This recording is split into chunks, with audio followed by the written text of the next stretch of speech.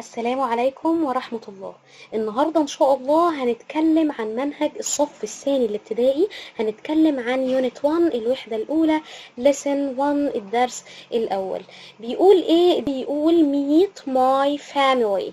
meet my family يعني ايه meet يعني يقابل. هنا جايبها في صيغة الفعل الأمر. عرفت ازاي ان هو جايبها في صيغة الفعل الأمر؟ عشان مفيش عندي في الجملة فاعل، ما عنديش ولا اي ولا هي ولا شي. يعني ما قلتش مثلا اي ميت مثلا او هي ميت، ما عنديش فاعل، ما عنديش ضمير فاعل. فبالتالي ميت هنا فعل امر. بيقول ميت ماي فاميلي يعني قابل عائلتي، فاميلي يعني عائله، وماي يعني ملكي، حاجه بتاعتي. خدناها في سنه اولى ان دي من صفات الملكيه. ميت ماي فاميلي يعني قابل عائلتي. النهارده ان شاء الله هنتكلم عن افراد العائله. اول حاجه عندي هنا بيقول لي ماي family عائلتي. أول حد عندي هنا هو grandparents. grandparents grandparents خلي بالك من النطق بتاعها، وعندي ملاحظتين هنا. الدي ما نطقناهاش، وفي نفس الوقت التي كان صوتها يدوبك مسموع، تقريبا مش منطوق، يدوبك مسموع parents. فما نوضحش، ما نقولش الدي وما نوضحش التي عشان ما تطلعش النطق بتاعنا خاطئ. هنا عندي الجراند بيرنتس هم الجد الأجداد، الجد والجدة. يعني الجراند بيرنتس هم فردين، يا إما جراندما يا إما جراندبا. خدت بالك إن أنا هنا الدي ما وضحتش نطقها، الدي هنا ما وضحناش نطقه. فنقول جدة يعني جراندما جراندما جراندما جراندما. جد يعني جراندبا جراندبا جراندبا. ندخل بقى على الوالدين اللي هما الأم والأب. الوالدين parents parents. خلي بالك البي هنطلع فيها هوا عشان النطق يطلع سليم كده ومظبوط. فنقول parents، وهنا طبعا قلنا التي ما نوضحش نطقها. parents parents.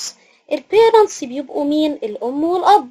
أم يعني خلي بالك من النطق عشان هوضح لك نقطة. هنا كلمة mother احنا متعودين نقول ما، لا غلط، نقول mother mother mother. والتي اتش صوتهم زز، فنبين التي اتش نبين ان احنا طلعنا جزء من لساننا، فنقول mother mother. طب اب يعني دي بقى اللي طول فيها، اقول فا عادي father father father. يبقى هنا في mother بنخطفها نقول mother، ما بنطولش في الجزء بتاع الاو ده، كأن الاو ايه مش واخدين بالنا منها. نقول mother. هنا نقول father father father. عمي او خالي يعني uncle. يعني عمي ممكن اقول عليه uncle، وممكن اقول على خالي uncle. اليو نطقنا صوتها القصير نراجع مع بعض كده قواعد التأسيس المهمة. والسي نطقناها ك، والاي اللي في الاخر دي ما نطقناهاش. اخت يعني sister sister sister. اخ يعني brother brother brother. ابن عمي او ابن خالي اسمه cousin. يعني الاس دي نطقناها زي الزد، فنقول cousin cousin cousin. طب بنت عمي او بنت خالي نقول عليها cousin برضو cousin. يعني cousin دي تنفع للبنت والولد، ولاد عمي او ولاد عمتي او ولاد خالي او ولاد خالتي. تنفع للبنت او الولد لما يكونوا ولاد عمي او عمتي، ولاد خالي او ولاد خالتي. نيجي هنا بيقول لي this is my father this is my father this is my father. نيجي بقى هنا بيقول لي this is my grandma grandma هذه جدتي. يبقى هنا هذا أبي وهنا هذه جدتي، وهنشرح this is و these are. تعالوا نقرأ مع بعض الحوار اللطيف الظريف ده. هنا بيقول لي أول حاجة good evening good evening يعني مساء الخير، ودي بنقولها بعد العصر كده. good راح رد عليه برضو بنفس التحية، دي تحية good evening good evening. نيجي بقى لتالت حاجة بيقول له هنا this is. فاكرين this is دي يعني هذا أو هذه للمفرد القريب.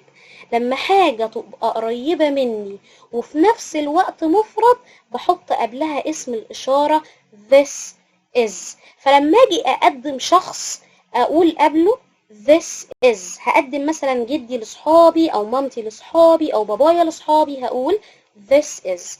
This is my grandpa. This is my grandpa يعني هذا جدي. خدت بالك ان my grandpa كانت مفرد لان احنا متعودين ان this is بيجي بعدها حاجة مفرد ما فيهاش اس الجمع. يبقى this is my grandpa يعني هذا جدي. بعد كده راح التاني بقى هيعرفه، عايز يقول ان دول اصدقائنا، هيقول these. اسمها these مش these، يعني الاس دي هنطقها كأنها زد.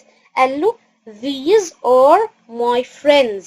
خلي بالك من النطق بتاع friends، انا قلت friends مش friends، غلط النطق ده، بنقول friends friends friends. خلي بالك انا صديق بس واحد بس اقول عليه friend عادي، لكن اصدقاء friends. يعني امتى دي بوقعها وما بقولهاش لما يبقوا اصدقاء friends، زي في grandpa و grandma كده. فعشان هما جمع وفيهم اس الجمع استخدمت قبلهم هؤلاء these are. احنا عارفين ان is بتيجي مع المفرد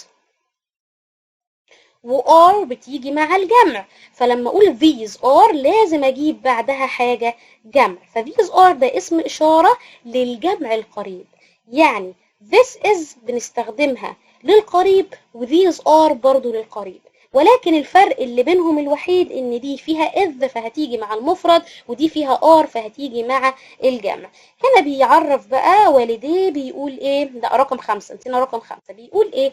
this is my cousin، يعني ده ابن عمي. this is my cousin يعني بيعرف، بيقول لهم ده اللي انتوا شايفينه ده ابن عمي.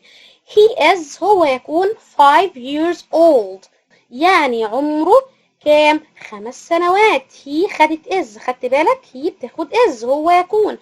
هنا بيقول لهم بقى، بيعرف والديه، بيقول these are my parents، هؤلاء والدي. ف these are جي بعدها حاجة جمع. يبقى احنا كده استفدنا ان احنا لو عايزين نعرف حد مفرد، نعرف حد مثلا بابانا او مامتنا على اصحابنا، نحط قبلها this is. لكن لو هعرف ناس جمع مثلا على اصحابي، يعني مثلا عايزه اعرف اصدقائي على اصحابي عشان هم جمع، هتاخد these are. هنا بيقول لي لتقديم الاشخاص هتستخدم this is او these are. خلي بالك من نطقها these are. طب هستخدمها على اساس ايه؟ والله لو حد مفرد هتستخدم this is، لو حد جمع هتستخدم these are. هنا بيقول لك ان this is ده اسم اشاره للقريب وبيجي بعدها مفرد، يعني اقول a watch ساعه واحده بس، لان احنا عارفين يعني حاجه واحده بس. لكن لو قلت these are اجيب بعدها حاجه جمع فيها اس الجمع، وممكن برضه اجيب بعدها جمع شاذ، بس الجمع الشاذ ده هنعرفه قدام شويه. these are lions lions عشان هي جمع. هنا بيقول لي خلي بالك this is بيجي بعدها اسم مفرد، فأقول this is my friend. أما these are يجي بعدها اسم جمع، فأقول these are my friends. يبقى these are جي بعدها حاجة جمع. تعالوا نحل الأسئلة اللي هنا. عندي هنا is بيجي معاها ايه؟ بيجي معاها this، عشان أقول this is ف this is my grandpa يعني هذا جدي. هنا عندي بقى ايه؟ are، فاقول these are my parents هؤلاء والدي. خدت بالك ان this بتيجي مع is، اما these بتيجي مع are. هنا عندي is my brother، يبقى this is my brother. تعالوا نحل الجزء ده مع بعض. هنا عندي is my grandma يبقى استخدم ايه؟ this is عشان مفرد وفي is. طب هنا عندي my brother آدم، وعندي this، اختار ايه؟ this بيجي معاها ايه؟ بيجي معاها is. طب ثالث واحدة عندنا are my grandparents، وعندي are بيجي معاها ايه؟ these. هو التمرين ده بيعتمد ان انت يشوفك عارف ان these بيجي معاها are و this بيجي معاها is. طب these ايه؟ خدناها these are. نكمل. هنا في these يبقى these are، ويجي بعدها كلمة جمع فيها اس الجمع. هنا عندي is، طالما is فأقول this is، this is. هنا عندي are، طالما are أحط these. يبقى أنا لو حفظتهم الاتنين this is و these are هيبقى سهل قوي إن أنا أحل عليهم، وأعرف إن this بتيجي مع is و these بتيجي مع are، و this is عشان is يجي بعدها حاجة مفرد، أما these are يجي بعدها حاجة جمع فيها اس الجمع. this هتاخد is، this is a ball، يعني هذه كورة. كده نكون خلصنا الجزء الأول في الدرس الأول في الوحدة الأولى، وإن شاء الله عشان ما أطولش عليكم أشرح الجزء الثاني من الدرس ده. هي قطعة كده هنقراها مع بعض ونطلع منها الكلمات اللي المفروض نحفظها المرة الجاية. فمش هطول عليكم في الحصة دي، ذاكروا الدرس ده كويس، الدرس بسيط وجميل جدا، ونتقابل إن شاء الله المرة الجاية، والسلام عليكم ورحمة الله.